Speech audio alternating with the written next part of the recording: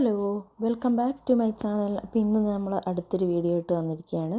ഇന്നും ഒരു day in my life, full day എനിക്ക് പറ്റാവുന്നത്ര ഞാൻ ഷൂട്ട് ചെയ്യുന്നുണ്ട് കേട്ടോ. എത്ര വരെ പറ്റുമെന്നറിയില്ല. നമ്മൾ ഈ കൊച്ചിനെ വെച്ചൊക്കെയല്ലേ വീഡിയോസൊക്കെ ചെയ്യുന്നത്. അപ്പം കുഞ്ഞവിടെ കളിക്കുന്നുണ്ട്. രാവിലെ എഴുന്നേറ്റ് വന്നതേ ഉള്ളൂ. രാവിലെ എണീറ്റ് വന്നതേ ഞാൻ ഒരു കപ്പ് ചൂടുവെള്ളം എപ്പോഴും കുടിക്കാറുണ്ട്. ഇപ്പോൾ കുറേ ആയിട്ട് അങ്ങനെ ചായ അങ്ങനെ കുടിക്കാറില്ല. അപ്പോൾ ഞാൻ ഓർത്തു ഇന്ന് നമുക്ക് ബ്രേക്ക്ഫാസ്റ്റിന് പുട്ടുണ്ടാക്കാമെന്ന്. കാരണം ഇന്നലത്തെ കുറച്ച് ചെറുപയറിൻ്റെ കറി ഇരിപ്പുണ്ടേ. അപ്പോൾ ഞാൻ ഓർത്തു ഇന്ന് കുറച്ച് പുട്ടുണ്ടാക്കാമെന്ന്. ഇന്ന് കുറേ ദിവസമായിട്ട് ഓട്സ് തന്നെയായിരുന്നേ കണ്ടിന്യൂസ് ആയിട്ട്. അപ്പോൾ ഇന്നൊരു ചേഞ്ച് ആവട്ടെ എന്ന് ഓർത്തിട്ട് ഞാനിന്ന് പുട്ടുണ്ടാക്കാമെന്ന് ഓർത്തു. അപ്പോൾ ഞാൻ ഒറ്റയ്ക്കേ ഉള്ളൂ.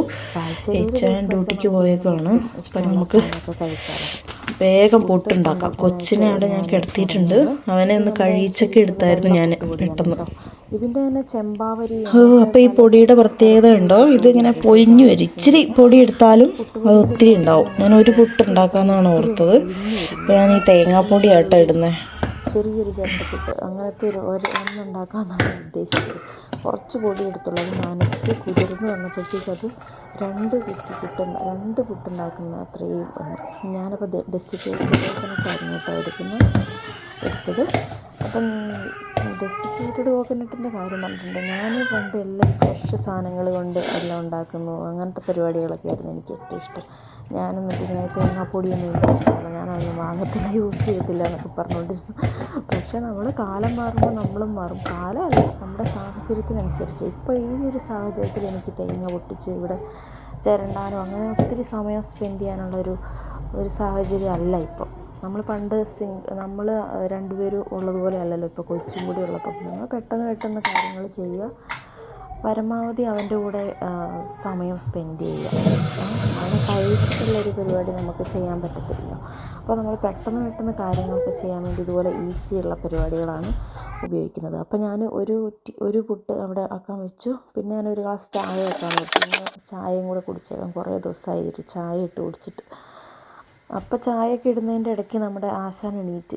അപ്പം നമ്മൾ അവനെ കരയിക്കണ്ടെന്ന് ഓർത്ത് ഞാൻ വേഗം എടുത്തുകൊണ്ട് വന്നു. അപ്പോൾ ഞങ്ങൾ പുട്ടിന് ആവി വരാൻ വേണ്ടി വെയിറ്റ് ചെയ്യുമായിരുന്നു കേട്ടോ. അങ്ങനെ ഇതായി പുട്ടിന് ആവി വന്നു എന്ന് ഞാൻ പയ്യെ അതിൻ്റെ പിടിക്കുന്ന അതിൻ്റെ ഒരു ഹാൻഡിലുണ്ടായിരുന്നു, അത് പൊട്ടിപ്പോയി കേട്ടോ. ഞങ്ങൾ ഫ്ലൈറ്റിൽ വന്നപ്പോൾ അതിൻ്റെ കുഴ ഒടിഞ്ഞു പോയി. അതുകൊണ്ടിങ്ങനെ തുണി കൊണ്ട് പിടിച്ചെടുക്കണം. അപ്പോൾ ഞാൻ അടുത്ത പുട്ടും കൂടെ അതിനകത്തേക്ക് വെച്ചു. എന്നാൽ പിന്നെ പണി തീർന്നല്ലോ. പിന്നെ അവിടെ ആ പൊടി ഇരുന്ന് വെറുതെ വേസ്റ്റാക്കി കളയണ്ടെന്ന് ഓർത്തിട്ട് അതും കൂടെ വെച്ചു. അങ്ങനെ പുട്ടും ചെറുപയറും ചായയും കൂടെ നമ്മൾ റെഡി ആയിട്ടുണ്ട്.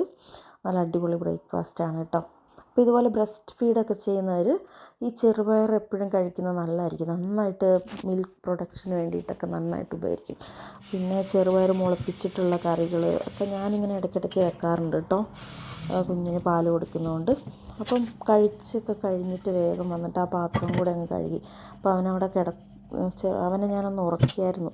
അപ്പോൾ അവനവിടെ കിടന്ന് ഉറങ്ങുന്നുണ്ട് കേട്ടോ. അപ്പം ഞാൻ വേഗം പാത്രം കൂടെ ആ പാത്രം അപ്പം കഴുകുന്നതാണ് നല്ലത്. കാരണം അവിടെ ഇട്ട് കുന്നു കൂടിയിട്ടുണ്ടെങ്കിൽ പിന്നെ നമുക്ക് കഴുകാൻ ഭയങ്കര ഒരു ബുദ്ധിമുട്ടായിരിക്കും. പാത്രമൊക്കെ കഴുകി വെച്ചിട്ട് ഞാൻ ഉറങ്ങുന്ന സമയത്ത് വേണമല്ലോ നമുക്ക് ഉണ്ടാക്കാൻ. അപ്പോൾ നമ്മൾ ലഞ്ചിൻ്റെ ആ സമയം വരെ വെയിറ്റ് ചെയ്യണ്ട. അപ്പോൾ കുറച്ച് സാൽമൺ ഫിഷ് ഉണ്ടായിരുന്നു ഫ്രിഡ്ജിൽ. അതെടുത്ത് ഞാൻ വെള്ളത്തിലേക്ക് ഇട്ടു കേട്ടോ. അപ്പോൾ അരി പെട്ടെന്ന് ഇടാമെന്ന് ഓർത്തു. ഇവിടെ എന്ന് പറഞ്ഞാൽ ചോറൊക്കെ പെട്ടെന്നാവും. കുക്കറിൽ ആണ് നമ്മൾ വെക്കുന്നത്. നമ്മുടെ മട്ടയരി തന്നെയാണ്. മലയാളി കടയിൽ നിന്ന് നമ്മൾ മട്ടയരി മേടിക്കുകയെല്ലാം. ഒരു 10 kg പാക്കറ്റായിട്ടാണ് അത് കിട്ടുന്നത്. അപ്പോൾ അത് തീരുമ്പോൾ നമ്മൾ മലയാളി കടയിൽ പോവും, അങ്ങനെ റൈസൊക്കെ മേടിക്കും. അപ്പോൾ അങ്ങനെ ഇത് കുക്കറിൽ പെട്ടെന്നാവും എന്ന് പറഞ്ഞാൽ നമ്മൾ ഈ അരിയിലേക്ക് നമ്മൾ കെറ്റിലിൽ തിളച്ച വെള്ളമാണ് ഒഴിക്കുന്നത്. കെറ്റിലിൽ തിളച്ച വെള്ളം ഒഴിച്ച് ഈ കുക്കറങ്ങ് അടച്ച് വെച്ചാൽ ഒരു 5 മിനിറ്റിനുള്ളിൽ തന്നെ നമുക്ക് വിസിൽ വരും. ഒരു 5-6 വിസിൽ വരുമ്പോൾ തന്നെ നമ്മൾ കുക്കർ ഓഫ് ചെയ്തിട്ടിട്ട് നമ്മൾ ആവി പോയി കഴിയുമ്പോൾ തുറക്കുക, ചോറ് റെഡി. പിന്നെ കുറച്ച് ചൂടുവെള്ളം ഒഴിച്ചിട്ട് ഊറ്റിയാൽ മതി. അപ്പോൾ ഞാനിന്ന് ചെറുപയറും വാഴക്കയും കൂടി ഇട്ടിട്ടുള്ളൊരു കറിയാണ്. ചെറുപയർ എന്ന് പറഞ്ഞിട്ടുണ്ടെങ്കിൽ ഇത് മുളപ്പിച്ച ചെറുപയറാണ് കേട്ടോ, സ്പ്രൗട്ടഡാണ്. അപ്പം മുളപ്പിച്ചത് വെച്ച് കഴിക്കുമ്പോൾ നല്ല ടേസ്റ്റാണ്. ഞാൻ നേരത്തെ പറഞ്ഞല്ലോ, ബ്രസ്റ്റ് ഫീഡ് ചെയ്യുന്നവരിങ്ങനെ മുളപ്പിച്ച ചെറുപയറൊക്കെ കഴിക്കുന്നതല്ലാന്ന്. അപ്പോൾ ഞാൻ വാഴക്കയും അതും കൂടെ, വാഴക്കയൊക്കെ എനിക്ക് ഇവിടെ വന്നിട്ടാട്ടോ ഇഷ്ടമായി തുടങ്ങി. കാരണം നമ്മുടെ വീട്ടിൽ എപ്പോഴും വാഴ കൃഷിയൊക്കെ ആയിട്ട് എപ്പോഴും വാഴക്കയായിരുന്നു. അപ്പോൾ അതിൻ്റെ ഒരു വില ഇവിടെ വന്നിട്ടാണ് മനസ്സിലായത്. അപ്പോൾ ഞാൻ വാഴക്കയൊക്കെ നന്നായിട്ട് അത് ക്ലീൻ ചെയ്തെടുക്കുകയാണ്. അതിൻ്റെ തോലൊന്നും ഒരുപാട് ചെത്തിക്കളയേണ്ട ആവശ്യമൊന്നുമില്ല കേട്ടോ. അപ്പോൾ ആ വാഴക്കയും ചെറുപയറും കൂടി ഇട്ടിട്ടുള്ളൊരു കറിയാണ് ഞാൻ ഉദ്ദേശിക്കുന്നത്. എനിക്കൊത്തിരി ഡ്രൈ ആയിട്ടുള്ള കറീസൊന്നും അധികം ഇഷ്ടമല്ല കേട്ടോ. ഇച്ചിരി വാട്ടറി വെള്ളം പോലെ ഇരിക്കുന്ന കറിയാണ് ഇഷ്ടം. അപ്പോൾ ഞാൻ ചെറുപയർ കുക്കറിലേക്ക് ഇട്ട് കൊടുക്കുകയാണ്. ഇതൊക്കെ പെട്ടെന്ന് ആകുന്ന ഒരു കറിയാണ് കേട്ടോ. വാഴക്ക അരിഞ്ഞ് അതിലേക്ക് ഇട്ട് കൊടുക്കുക. ഏത്തക്കായ കേട്ടോ. ഇവിടെ ഏത്തക്കായ മലയാളിക്കടയിൽ കിട്ടും. നല്ല നീട്ടമുള്ള ഏത്തക്കയാണ് അത്. ഇത് വാഴക്ക അരിഞ്ഞിട്ട് നമ്മൾ വെള്ളത്തിലേക്ക് ഇട്ട് കൊടുക്കുക. ചിലർ മഞ്ഞപ്പൊടിയിലൊക്കെ ഇടും, കഞ്ഞിവെള്ളത്തിലൊക്കെ അരിഞ്ഞിടുന്നൊക്കെ പറയണേക്കാം കറ പോകാനൊക്കെ. ഞാൻ അങ്ങനെയൊന്നും ചെയ്യാറില്ല. സാധാ വെള്ളത്തിൽ അരിഞ്ഞിടും. അത് 1-2 പ്രാവശ്യം കഴുകിയിട്ട് നമ്മുടെ ചെറുപയറിൻ്റെ കൂടെ തന്നെ ഇട്ട് വേവിക്കുകയാണ് കേട്ടോ. അല്ലാണ്ട് ചെറുപയർ വേവിച്ചിട്ട് പിന്നെ വാഴക്ക ഇടാനൊന്നും ഞാൻ നിന്നില്ല. നമ്മൾ എളുപ്പപ്പണിയാണ് എല്ലാം. അപ്പോൾ പെട്ടെന്ന് വെന്തും കിട്ടും. വാഴയ്ക്ക് അങ്ങനെ വെന്ത് കുഴയൊന്നുമില്ല. ചെറുപയറാണെങ്കിലും നന്നായി കുതിർത്തി മുളപ്പിച്ച ചെറുപയറായതുകൊണ്ട് അതിനധികം വേവൊന്നുമില്ല കേട്ടോ. പെട്ടെന്ന് തന്നെ വെന്ത് കിട്ടും. ഒരു 3-4 വിസിലങ്ങ് അടിച്ചാൽ നല്ല പായസം പോലെ വെന്ത് പോകും കേട്ടോ. അതിലേക്ക് ഞാൻ ഗ്യാസിൻ്റെ പ്രശ്നം ഇല്ലാണ്ടിരിക്കാൻ വേണ്ടി ഒരു കഷ്ണം ഇഞ്ചി, വെളുത്തുള്ളി, പിന്നെ പച്ചമുളകും ഒരു കഷ്ണം ഉള്ളിയൊക്കെ അരിഞ്ഞിട്ടിട്ടാണ് വെക്കുന്നത് കേട്ടോ. വെളുത്തുള്ളി നന്നായിട്ടിടുക. അപ്പോൾ ഗ്യാസിൻ്റെ പ്രശ്നമുള്ളവർക്കൊക്കെ നല്ലതായിരിക്കും.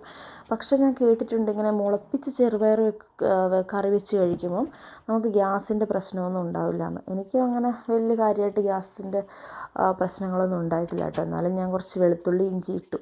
ഇതിലേക്കും നമ്മൾ ഈ കെറ്റിൽ ഉള്ളത് ഭയങ്കര യൂസ്ഫുള്ളാട്ടോ. ഈ കെറ്റിലിൽ നമ്മൾ എല്ലാ കറി വെക്കുമ്പോഴും എന്ത് വെക്കുമ്പോഴും നമ്മൾ ഈ കെറ്റിലിൽ തിളപ്പിച്ച വെള്ളം ഒഴിക്കുമ്പം പെട്ടെന്ന് നമുക്ക് പരിപാടി കഴിയും. ഇപ്പം തന്നെ ഈ വിസിലടിക്കും. ഇതുണ്ടോ, ചോറിൻ്റെ വിസിൽ ഇത്ര പെട്ടെന്ന് അടിച്ചു. അത് ഞാൻ അവിടെ മാറ്റിയിട്ട് നമ്മുടെ ചെറുപയറും വാഴക്കയും കൂടെ വെച്ചു. അപ്പോൾ ഇതിലേക്കുള്ള അരപ്പിന് വേണ്ടിയിട്ട് കുറച്ച് തേങ്ങാപ്പൊടിയും ജീരകം, വെളുത്തുള്ളി, 2 പച്ചമുളക്, ഇത്ര സാധനം മാത്രം മതി കേട്ടോ. മഞ്ഞൾപ്പൊടിയും. അപ്പോഴത്തേനും വാഴക്കയൊക്കെ വേകുന്ന സമയത്ത് ഞാൻ ചോറ് ഊറ്റിയെടുത്തു കേട്ടോ. ചോറ് ഊറ്റുന്നത് പച്ചവെള്ളവും ചൂടുവെള്ളമൊക്കെ ഒഴിച്ചൊന്ന് കളഞ്ഞിട്ടാണ് നമ്മൾ ചോറ്. അപ്പോൾ കുഴയാണ്ട് നമുക്ക് ചോറ് കിട്ടും. അപ്പോൾ നമ്മൾ സാൽമൺ ഫിഷിന് വെക്കുന്ന ഞാൻ ആകെ മഞ്ഞൾപ്പൊടിയും കുരുമുളക് പൊടിയും മാത്രമായിട്ട് ഇട്ടിട്ടുള്ളൂ. കണ്ടോ, നമ്മുടെ വാഴക്കയും ചെറുപയറും നന്നായിട്ട് വെന്തിരിക്കുന്നുണ്ട്. അതിലേക്ക് ഞാൻ അരപ്പൊക്കെ ഇട്ടു. പിന്നെ ഒന്നുമില്ല, വെളിച്ചെണ്ണ ഒഴിച്ചു, കടുക് പൊട്ടിച്ചു, ആ കറി ഇതിലേക്ക് ഒഴിച്ചു. നമ്മുടെ കറി റെഡിയായി. അപ്പോൾ ഞാൻ സാൽമൺ എയർ ഫ്രയറിലാട്ടോ ചെയ്യുന്നത്. ഞങ്ങളിപ്പോൾ കുറേ ആയിട്ട് അങ്ങനെ എണ്ണയിൽ ഫ്രൈ ചെയ്യാറില്ല. എയർ ഫ്രയറും ഭയങ്കര യൂസ്ഫുള്ളാണ്. ഈ സാൽമണിൽ നമ്മൾ മുളക് പൊടി, മല്ലിപ്പൊടി അങ്ങനത്തെ ഒരു മസാല ഇടണ്ട. ജസ്റ്റ് കുരുമുളക് പൊടിയും മഞ്ഞൾപ്പൊടിയും ചെറുനാരങ്ങ നീര് മാത്രമാണ് ഞാൻ ഇട്ടത്, ഉപ്പും. വേറെ ഒരു മസാലയും നമ്മൾ ഈ സാൽമണിൽ ചേർക്കണ്ട കേട്ടോ. അപ്പോൾ നിങ്ങൾ ഇതുപോലെ ഒന്ന് ഫിഷ് ഫ്രൈ ചെയ്ത് നോക്കിയാൽ നല്ല ടേസ്റ്റാട്ടോ. അപ്പം ഞാൻ നമ്മുടെ ഗ്യാസിൻ്റെ അവിടെയും കൂടെ ഒന്ന് ക്ലീൻ ചെയ്തു കേട്ടോ. ഇത് അപ്പം ക്ലീൻ ചെയ്ത് പോയില്ലെങ്കിൽ എല്ലാം ഉണങ്ങി പിടിച്ച് ഭയങ്കര ബുദ്ധിമുട്ടായി പോകും. അതുകൊണ്ട് ഞാൻ അതും കൂടെ ഒന്ന് പെട്ടെന്ന് തന്നെ ക്ലീൻ ചെയ്യുവാണേ. അപ്പോൾ കൊച്ച് ഉറങ്ങുവാണ് ഇപ്പോഴും. ഈ അരമണിക്കൂറിൻ്റെ ഉള്ളിലാണ് ഞാൻ ഇതൊക്കെ ചെയ്തതെന്ന് ഓർക്കണം കേട്ടോ. അങ്ങനെ ഉച്ചയായപ്പോൾ ലഞ്ച് കഴിക്കാമെന്ന് ഓർത്തു. നല്ല ചൂട് ചോറും നല്ല ഉണക്ക നാരങ്ങ അച്ചാറും. ഇത് കണ്ടോ, നമ്മുടെ സാൽമൺ ഫിഷ് ഫ്രൈ നല്ല അടിപൊളിയാട്ടോ. ഇത് എണ്ണയിൽ പൊരിച്ചതല്ലാന്ന് അങ്ങനെ ഒരു വ്യത്യാസമൊന്നും നമുക്ക് മനസ്സിലാകത്തില്ല. നല്ല അടിപൊളി ടേസ്റ്റാണ് എയർ ഫ്രയറിൽ ഫ്രൈ ചെയ്താൽ കേട്ടോ. കണ്ടോ, നമ്മുടെ നല്ല ജ്യൂസി ആയിട്ടുള്ള കറി കണ്ടോ. എനിക്കിങ്ങനെ ഡ്രൈ ആയിട്ടുള്ള കറിനെക്കാട്ടും ഇങ്ങനത്തെ കറിയാട്ടോ കൂടുതലിഷ്ടം. ഇനി ഇത് 2 ദിവസം മുമ്പുള്ള മീൻ കറിയാണ്. ഈ ചട്ടിയിൽ വെച്ചിട്ട് പുളിയിട്ടൊക്കെ വെച്ചാണ്ട് ഇത് കേടൊന്നും ആവത്തില്ല കേട്ടോ. നല്ല മീൻ കറിയും, ഈ മീനും ഫിഷ് ഇത് തന്നെയാണ് കേട്ടോ, സാൽമൺ തന്നെയാണ്. അപ്പോൾ നല്ല അടിപൊളി ലഞ്ച് ഇവിടെ റെഡി ആയിട്ടുണ്ട്. ഞാൻ കഴിച്ചു കേട്ടോ. ആ ലഞ്ചൊക്കെ കഴിച്ച് കഴിഞ്ഞ് കൊച്ച് ഇവിടെ കിടന്ന് കളിക്കുന്നുണ്ട്. ഞാൻ കുറച്ച് തുണിയൊക്കെ മടക്കി വെക്കാൻ ഡ്രയറിൽ നിന്ന് എടുത്തുകൊണ്ട് വന്നതാണ് കേട്ടോ. അപ്പോൾ അതൊക്കെ മടക്കി വെക്കുകയാണ്. അത് മടക്കി വെച്ചില്ലെങ്കിൽ അവിടെ കിടക്കും. പിന്നെ കുറേ ദിവസങ്ങൾ അങ്ങനെ മടക്കി വെച്ചിട്ട് ഞാൻ പിന്നെയും കുറച്ച് ക്ലീനിങ്ങും കൂടെ ചെയ്യുകയാണ് കേട്ടോ. അപ്പോൾ ഞാൻ ഈ വീഡിയോ എടുക്കുമ്പോൾ നിങ്ങൾ ഓർക്കും ഞാൻ ഫുൾ ടൈം അടുക്കളയിലാണ്. ഇത് പല സമയത്ത് ഞാൻ ഷൂട്ട് ചെയ്യുന്നത് കേട്ടോ. കാരണം ഫുൾ ടൈം നമ്മൾ കൊച്ചിൻ്റെ കൂടെയാണ്. അതിൽ ചെറിയൊരു 10 മിനിറ്റ് 5 മിനിറ്റൊക്കെ കിട്ടുമ്പോഴാണ് ഞാൻ വന്നിട്ട് അടുക്കളയിൽ വന്നിട്ട് ഈ ജോലിയൊക്കെ ചെയ്യുന്നത്. അങ്ങനെ വൈകുന്നേരം ആയപ്പോൾ കുറച്ച് നേരം ഞങ്ങൾ 2 പേരും കൂടെ കിടന്നു. അപ്പം ഇന്നത്തെ ഈ വീഡിയോയിൽ എനിക്ക് ഇത്രയൊക്കെ ഷൂട്ട് ചെയ്യാൻ പറ്റിയുള്ളൂ കേട്ടോ. ഉച്ച കഴിഞ്ഞപ്പോൾ പുള്ളി കുറച്ച് അലമ്പായിരുന്നു. അപ്പോൾ അടുത്ത വീഡിയോയിൽ വീണ്ടും കാണാം.